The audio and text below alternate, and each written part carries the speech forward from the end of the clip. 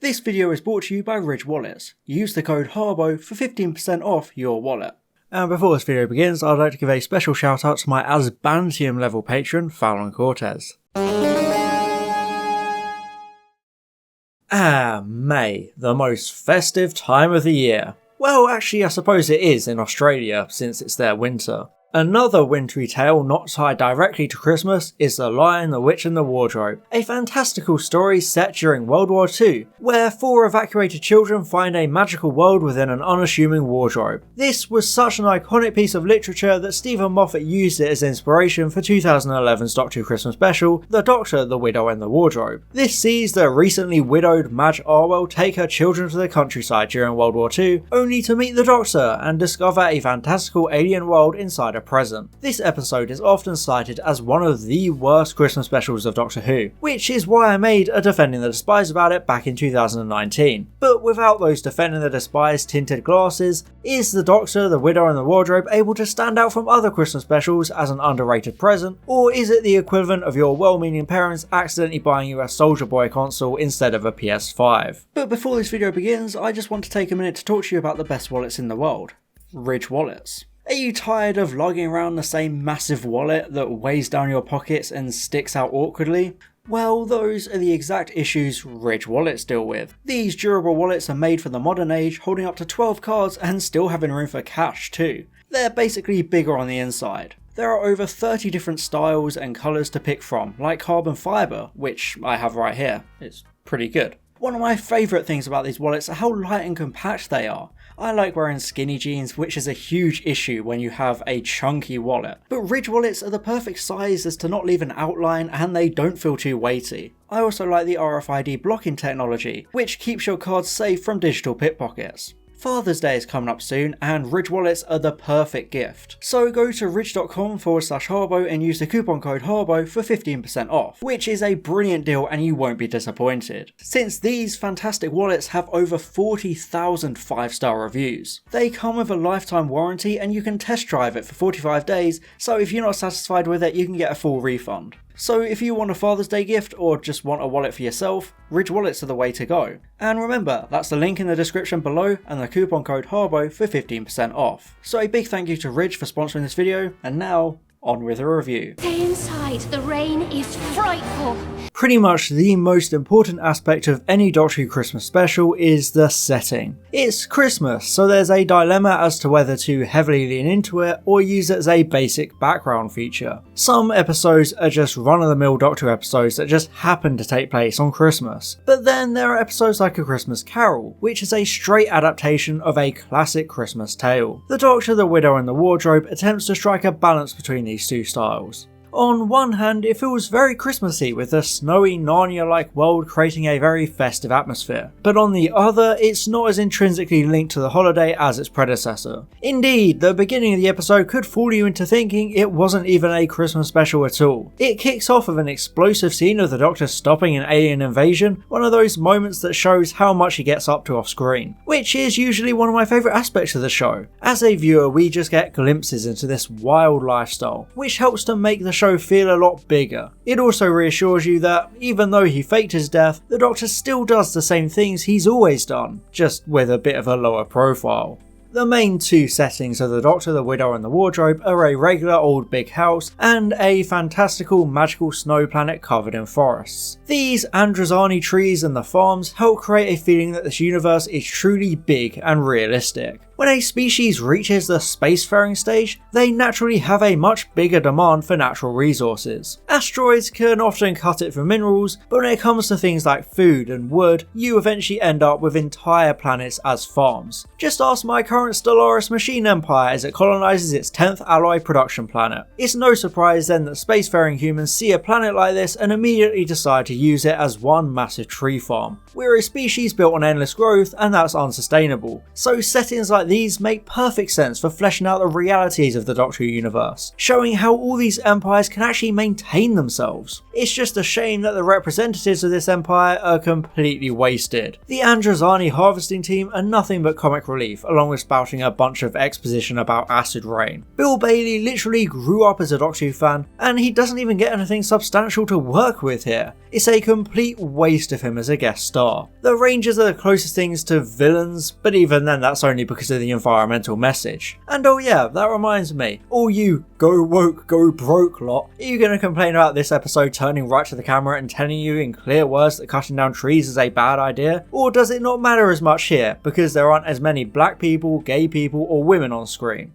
Speaking of strong, powerful women, the main supporting character in this episode is Madge Arwell, played by Claire Skinner of Outnumbered fame. She is first introduced in a comedic scene as she finds the Doctor all topsy-turvy after his fall from space. I can't see. I'm blind. It's a fun exchange, full of the kind of comedy you expect from both the 11th Doctor era and the Christmas specials. Ow!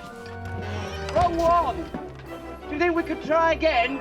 It's an opening that introduces Madge extremely well. It shows that she has a great sense of humour, an open mind, and is full of brilliant mum energy, interacting with other people in such an entertaining and genuine way, making you quickly buy into this character and feel as if she's a real person. Should we just bump into something? No. She's a kind character willing to help a complete stranger in the Doctor, so this introduction is important for building up such a sympathetic character because she soon becomes a key central focus of the episode. Yes, despite Moffat's female characters often being terribly written, Madge Arwell is by far one of the most likeable and well-rounded. She's the heart of the story, adding a hugely important element of emotional conflict that carries the episode and gives it focus. Due to World War II, her husband Reg is shot down over the Channel in 1941, and wait, in Victory of the Daleks we met Lillian, who was heartbroken that her partner Reg was shot down over the Channel in 1941. Now, I don't mean to imply anything, but maybe Mr. Arwell has been regging around a bit.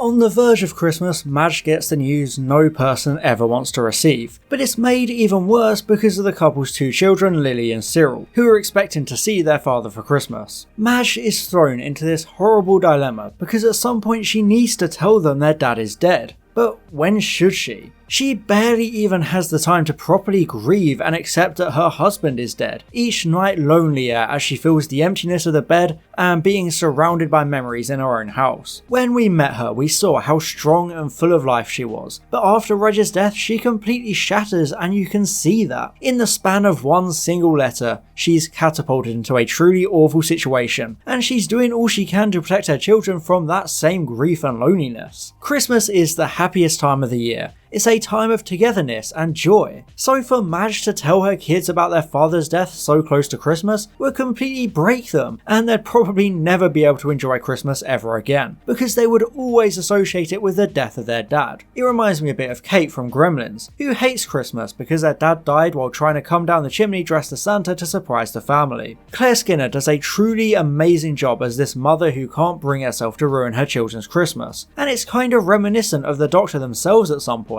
Sometimes the Doctor can come across as quite cold and aloof, but that's simply because of the pain and guilt, which is similar to Madge, who doesn't mean to shout and act cold towards her children, but she just can't help but feel guilty for lying to them. Because every time you see them happy, you remember how sad they're going to be, and it breaks your heart.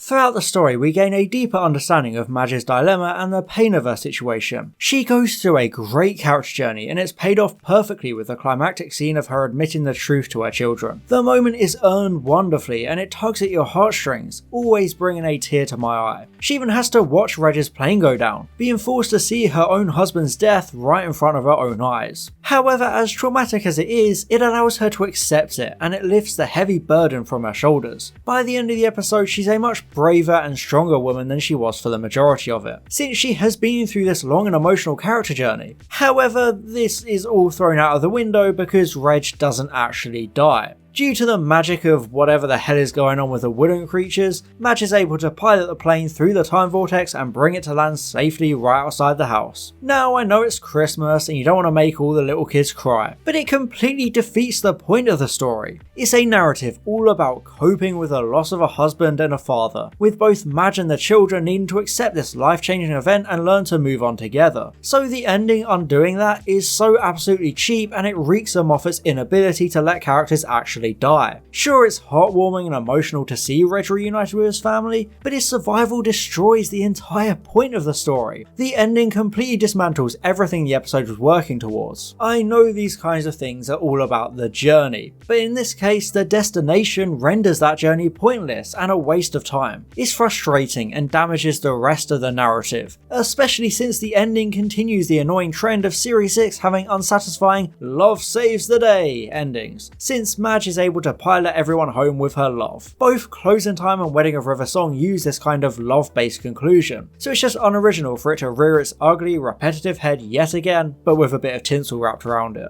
Unlike the other Christmas specials, The Doctor, the Widow and the Wardrobe is quite a low-key and small-scale story, fitting with the Doctor's decision to live in the shadows again. This episode doesn't have some huge alien invasion, and it doesn't centre around averting the deaths of hundreds to millions of people. Instead, it's just a simple story about a small family and nothing more, which is a welcome break from previous specials. It's quite thematic with that focus on Madge, but the theme of family is also extended to the Doctor himself. The whole dilemma Madge experiences isn't too far from what the Doctor experiences in the aftermath of Series 6. In The Impossible Astronaut, he used the Tesselector robot to fake his death to escape the silence, but also tricking his own companions Amy and Rory, who spent all of Series 6 genuinely believing he died, only finding out the truth in the epilogue of The Wedding of River Song. However, the Doctor doesn't know they're aware of this deception, so the events with Madge and her family remind him of how important it is that they know he's alive and safe, convincing him to visit them at the end. Moffat wanted to keep this episode away from the heavily involved stories of Series 5 and 6, along with Arthur Darvill having commitments to theatre around the time of filming. However, in one of the sweetest and most unexpected moments of the episode, Amy and Rory cameo at the end, the couple having already set a place at Christmas dinner for the Doctor, surprising even him. I like to imagine they also had a place set for their daughter Melody too, which is such a cute message for the story. Amy and Rory consider the Doctor family, even without him being their son-in-law. They're a family, and family will always be there. There will always be a place for you, no questions asked. I actually think this should have been the last appearance of Amy and Rory. They had such a perfect send-off in the God Complex, the ideal way to write the couple out, with Wedding of River Song wrapping up the storyline regarding their daughter and the silence. Everything was pretty much finished. The couple had reached the logical conclusion of their time on the show. So their last appearance being this sweet and homely Christmas dinner with their old friend the Doctor would be a lovely epilogue to their lives and show how far they've come together. But instead they come back again and Series 7A comes along to stink up the show like a blocked public toilet.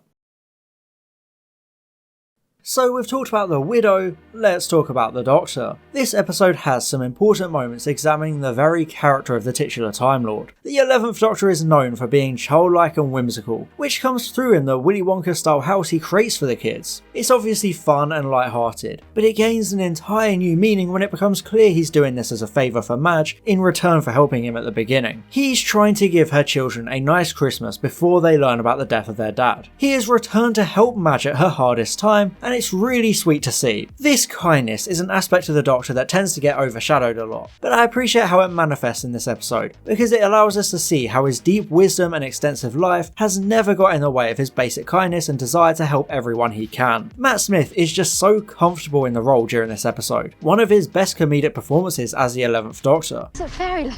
Fairyland? Oh, grow up, Lily. Fairyland looks completely different. He gets along so well with the two children, and you can just tell the Doctor is enjoying everything that's going on. However, there are often moments where he displays a lonelier side, since this is the first time the 11th incarnation has truly been alone. Even when he was on his 200-year farewell tour running from his death, he still had people like Craig and River to meet up with, but now due to him faking his death, he's completely alone, and I think that's clear in this episode, with the Doctor trying to vicariously live through Lily and Cyril to distract from his loneliness. loneliness. I think it's a bit harsh to judge The Doctor, the Widow and the Wardrobe for being small scale, because it's a very character-based story about human interactions. It's a bold decision to make a Christmas special into a low-key character piece, but I think this gets away with it, since it makes sure to deliver the expected cheesy fun of a special. Yes, The Doctor, the Widow and the Wardrobe doesn't really have a villain. Unless you count the Doctor himself, because who could be dumb enough to wrap up an interdimensional portal in a Christmas present for curious children to see? And it wasn't supposed to be open till Christmas Day. Honestly, who opens their Christmas presents early? Great foresight there, Doctor. Really putting your massive brain to perfect use there. Can't imagine how anything could have ever gone wrong. And even without that, is it really a good idea to use simple wrapping paper as a barrier for the aforementioned portal? It's like putting a post-it note telling people not to open a pair of double doors. It's not gonna work.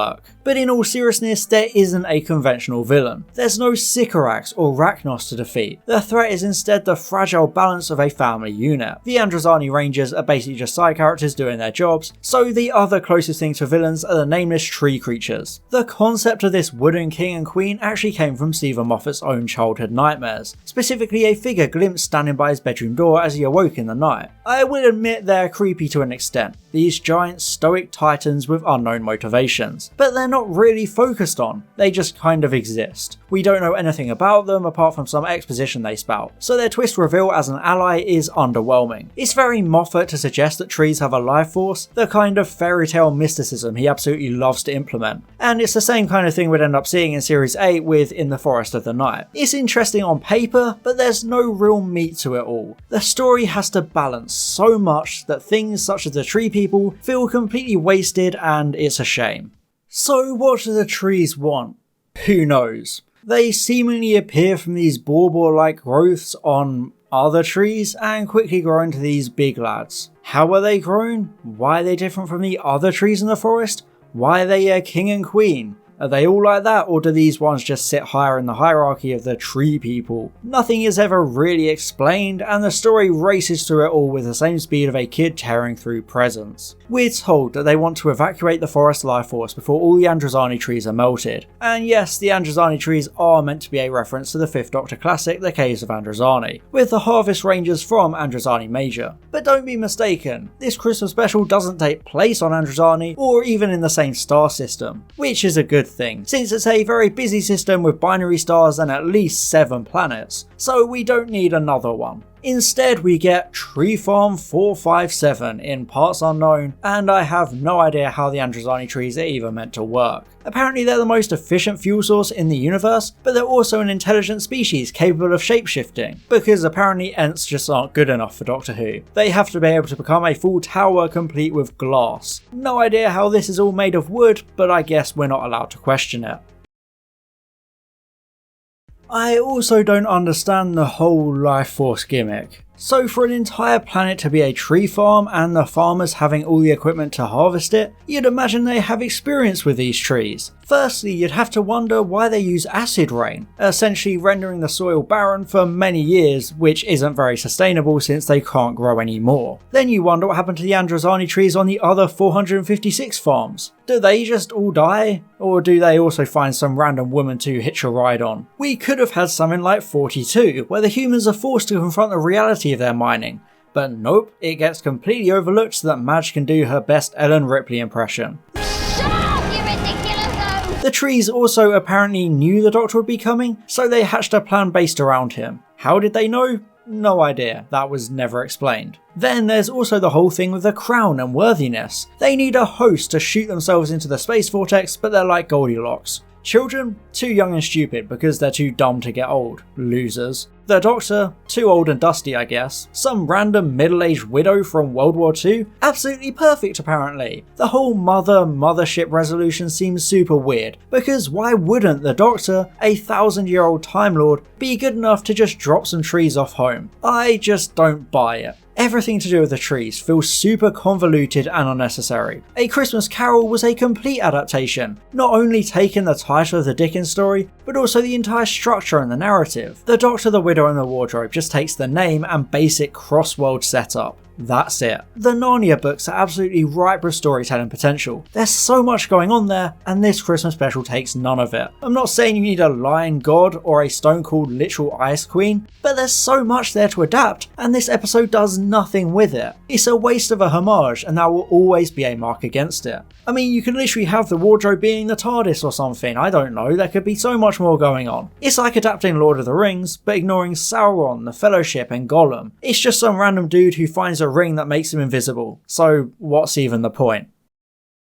Fans will often call The Doctor, the Widow and the Wardrobe the worst Doctor Who Christmas special, but when you consider the quality of most of the others, it's a bit surprising that this one gets singled out above all else. Truth be told, most Christmas specials are a bit mediocre, and I guess this one is just a bit too average. Obviously not every special can be amazing, and there are way too many flaws in this one. There's the confusing tree subplot, the return of Reg ruining the family story, the waste of the Narnia homage, and the complete waste of its guest cast, relegating Bill Bailey and Alexander Armstrong to glorified cameos. But the worst part of the episode is the child acting. Now, I know it's always a bit unfair to blame children for not being great actors, but when the child acting is bad, it's always noticeable. Lily isn't as bad, but Cyril is incredibly annoying and actively detracts from the quality of the episode more often than not. Obviously, the Doctor interacts with them well, and Matt Smith carries a lot of the scenes with them, but for an episode centered so much around the kids, they're just not good enough. I would give The Doctor, the Widow and the Wardrobe a D grade on the Series 6 tier list and the Specials tier list. It would sit higher if it wasn't for the way the Reg storyline ends, but that resolution essentially renders the whole story completely pointless. As an episode, it's just a mess. Claire Skinner as Madge is incredible, and she's probably the biggest positive of the story, with her fantastic acting and character journey. I know I defended the episode 3 years ago, but now it just kind of fills me with apathy because of all the shortcomings and missed potential. So I guess it's probably the perfect epilogue for Series 6 then.